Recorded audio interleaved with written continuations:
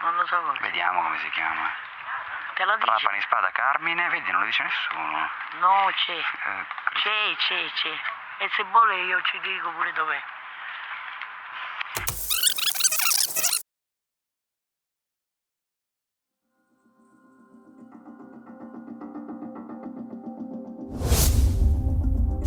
Benvenuti o bentornati sul mio canale. Io sono Teo, lei è Akayuma e questo è Away from Big Dogs, lontano dai pezzi grossi.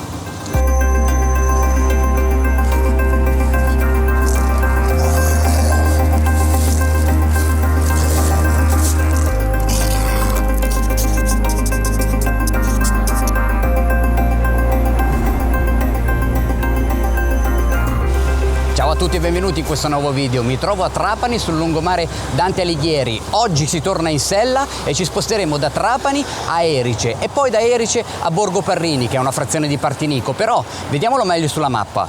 Come vi dicevo, siamo a Trapani, oggi si torna in sella. La prima visita che faremo sarà Erice, sopra la montagna, e poi da Erice ci sposteremo verso il Palermitano e andremo a visitare Borgo Parrini, che è una frazione di Partinico riqualificata non in seguito a una scossa di terremoto, ma in seguito semplicemente all'abbandono. Ok, andiamo.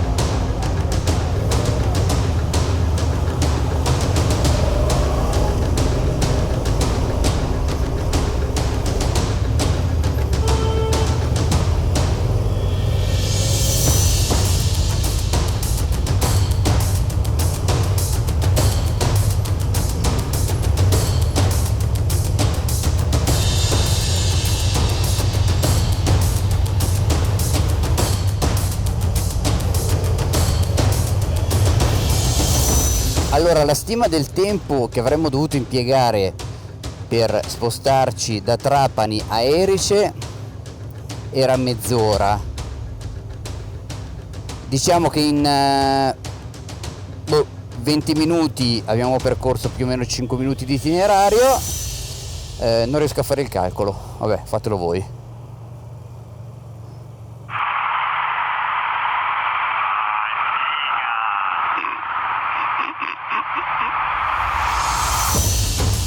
Senti Mari.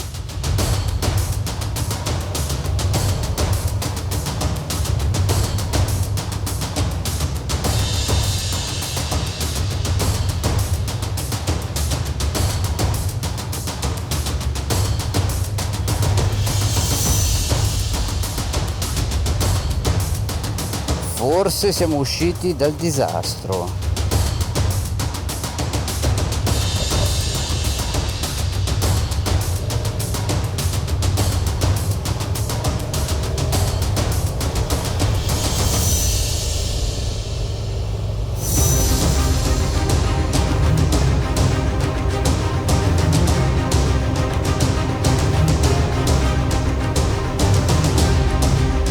Noi stiamo salendo a Erice in moto, ma volendo si può anche salire con quelle cabinovie.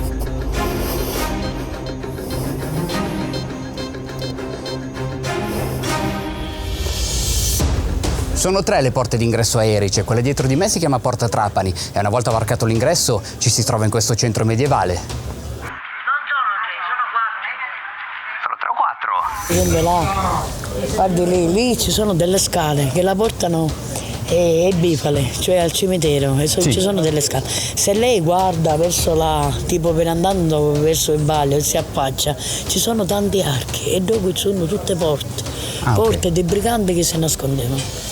Andiamo, va. Andiamo, ti faccio vedere da dove dobbiamo entrare. Entriamo da qua, c'è la scala e ti faccio vedere dove andiamo. Vedi? Allora, ti dico. Questa scala ti porta al cimitero, se tiri dritto da qua ci sono tutte le porte che vuoi vedere, perché naturalmente i briganti passavano da sotto, sotto c'è la città di Erice, un'altra città. Sono nascoste perché i briganti scappavano da sotto e poi arrivavano dall'altra strada dove c'è Cofano, Valderice, da qua siamo dal lato di Trapani. Io ti parlo di tantissimi anni fa. Quindi possiamo dire che le 3 porte di cui si parla sono solo quelle della città superiore? Sì. Okay. Non mi ricordo come si chiama, la quarta porta, ma se vai alla biblioteca ti daranno più... quindi ce ne sono 4? Sono 4 sopra. le porte, sì. E non sono 3? Non sono 3. E dicono tutti che ce ne sono 3?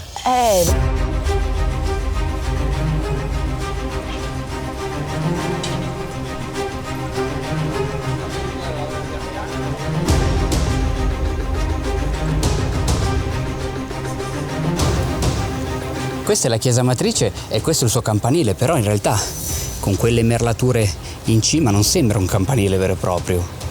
E infatti non lo era, perché risale al 300 e la sua funzione iniziale era quella di torre d'avvistamento. Poi dopo fu costruita la chiesa e fu riadattato a torre campanaria.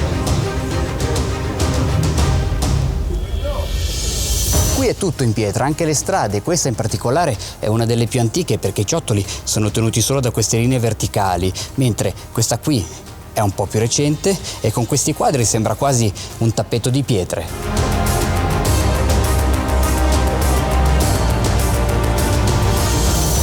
E infatti una delle più antiche tradizioni di Erice sono proprio i tappeti.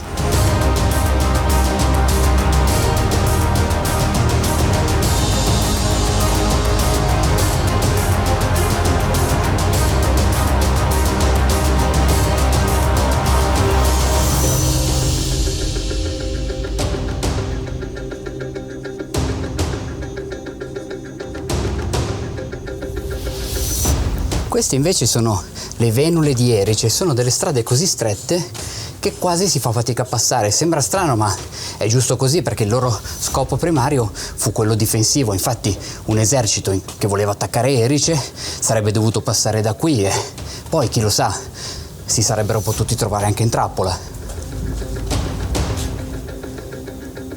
Ma svolgevano anche una seconda funzione, cioè quella di ridurre la forza del vento, che qui spesso è molto forte. E infatti lo dimostrano anche i tetti delle case, perché sui coppi, eccoli, ci sono quei massi e servono a non far volare via le tegole. Qui a Erice non ci troviamo ad altitudini proibitive, siamo solo a 750 metri, ma oltre le mura il vento tira molto forte.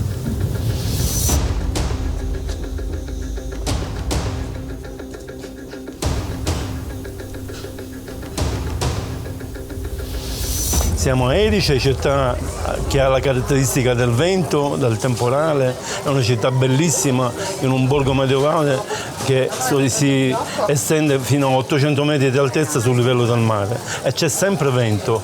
Da questa idea abbiamo creato un gadget creativo che simula il vento di Erice nonché il temporale e tutte le caratteristiche della zona con questo oggetto qua.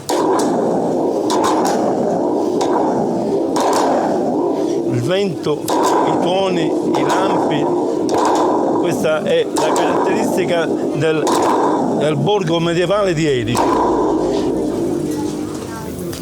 E questo è il tipico cortile, tipiche case di Erice. Molte case di Erice sono all'interno di questi piccoli cortili e gli abitanti del tempo, anche se sono sempre stati dei grandi artigiani, non avevano grandi disponibilità economiche, così dividevano il cortile in più spazi, in più appartamenti e al centro del cortile poi c'era il pozzo che era per tutti.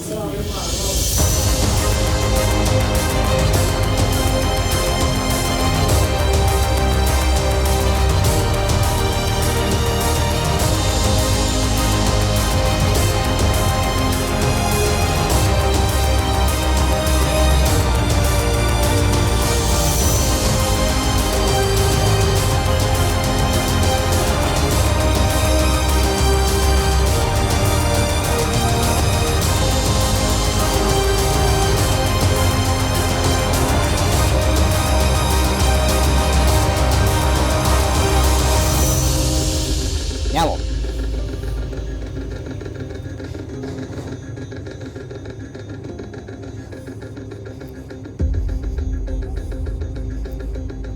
Ciao Erice!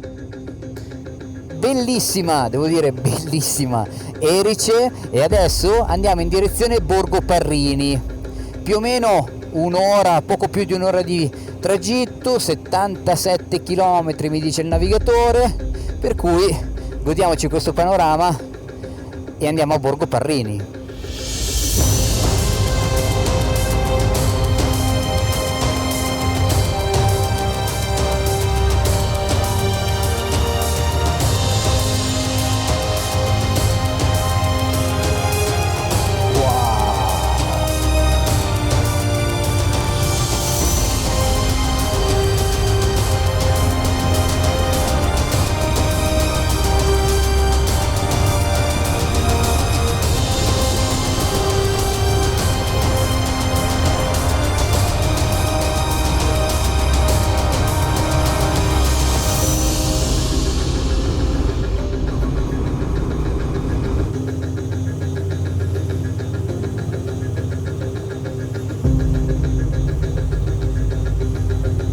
Eccoci, siamo arrivati a Borgo Parrini. Tu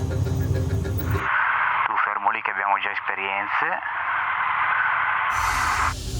Ed eccoci a Borgo Parrini, dove il termine Parrini deriva da Parrinu, che nel dialetto siciliano significa preti. Infatti questo borgo era tutta proprietà dei preti gesuiti di Palermo, così come anche tutti i terreni qui intorno. Poi i gesuiti vennero cacciati dai Borboni e il borgo si popolò di pastori e agricoltori, però dopo la seconda guerra mondiale gli abitanti iniziarono a spostarsi verso le città e così il borgo si spopolò e venne abbandonato.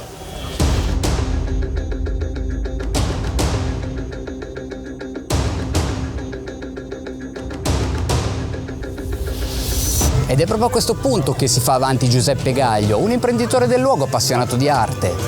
Ritorna dal suo ennesimo viaggio di lavoro e trova il posto in cui ha trascorso la sua infanzia ancora abbandonato. Ed è stufo di questa cosa, tanto che si rimbocca le maniche e inizia a sistemarlo, ispirandosi a Gaudì.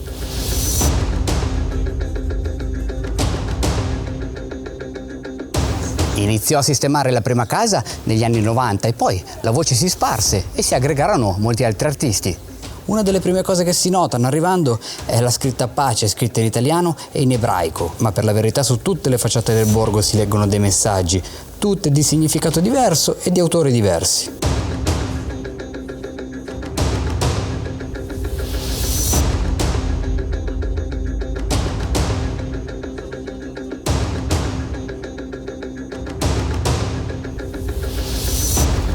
Spesso si trovano questi mosaici anche sulle panchine e queste ceramiche sono state prese dai ruderi proprio delle case abbandonate.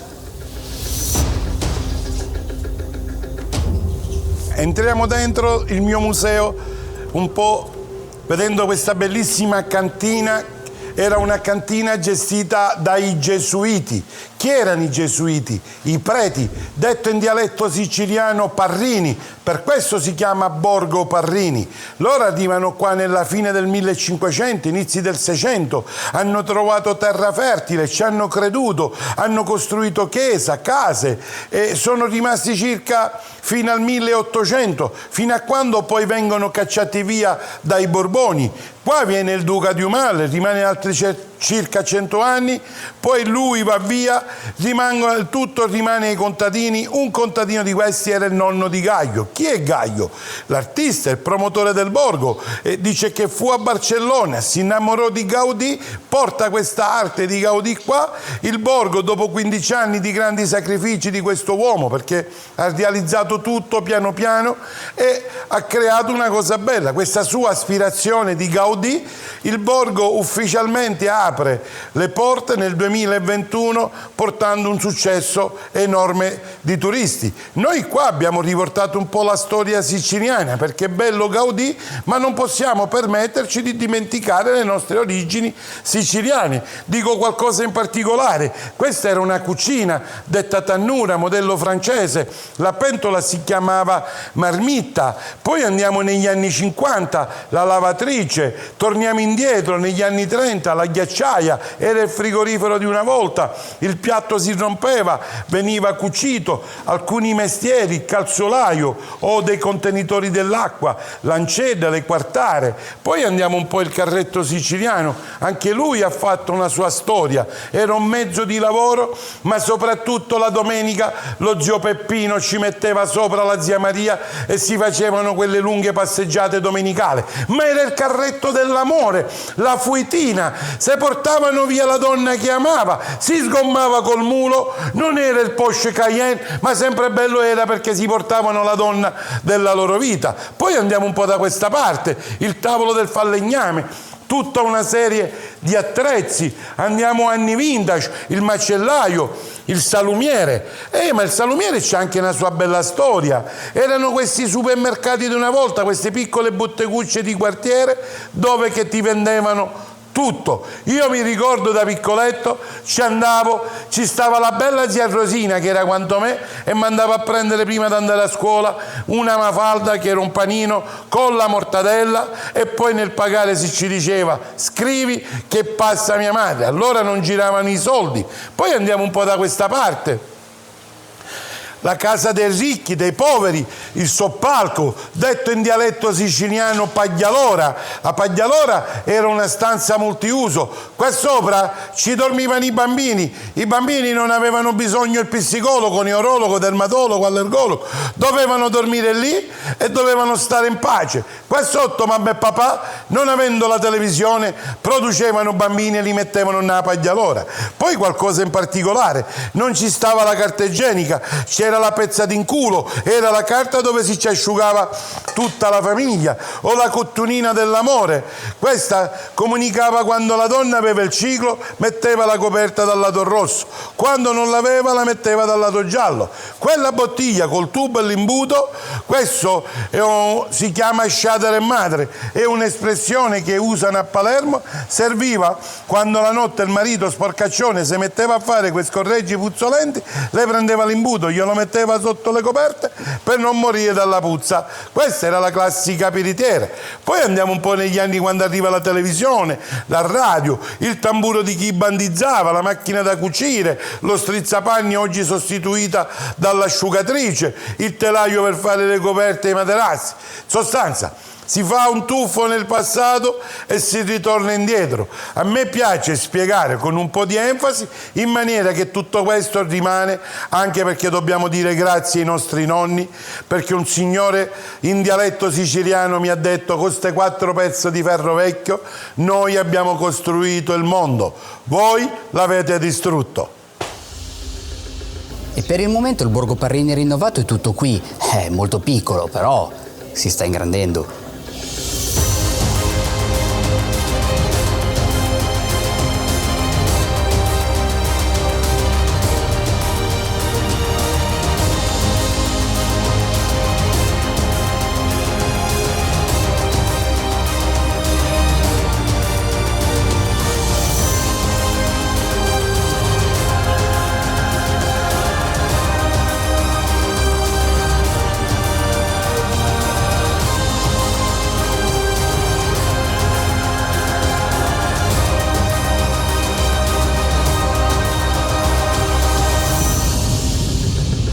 Siamo di nuovo in strada, abbiamo lasciato Borgo Parrini e adesso stiamo andando verso la stanza che abbiamo prenotato per questa notte, che è in zona Palermo.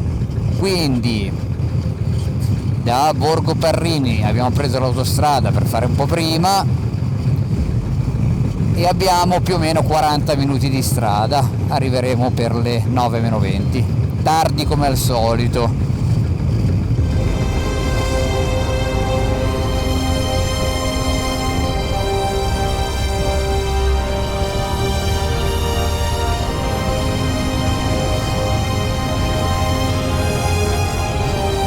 Il tratto vicino a questo svincolo ha segnato una delle più brutte pagine della storia italiana.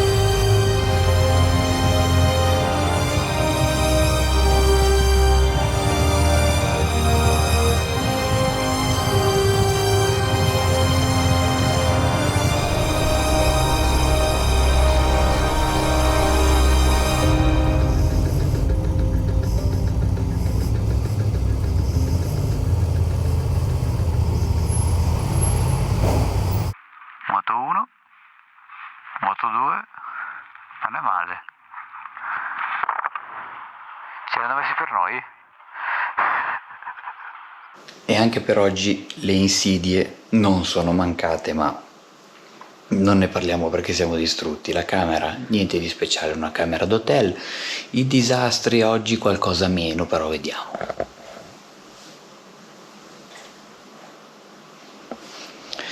E con questo quadro orientale dietro di me finisce anche questo episodio, per cui se vuoi rimanere aggiornato sul nostro viaggio clicca sul tasto iscriviti, clicca sul tasto like e seguimi sui social. Ci vediamo al prossimo video. Ciao. Matteo, tagliati sta barba, non mi piace. La prossima volta che vieni in Sicilia ti voglio vedere senza sta barba, ok? Ciao Matteo mio, ciao. Ciao, Olga. Ciao, buon viaggio, ciao.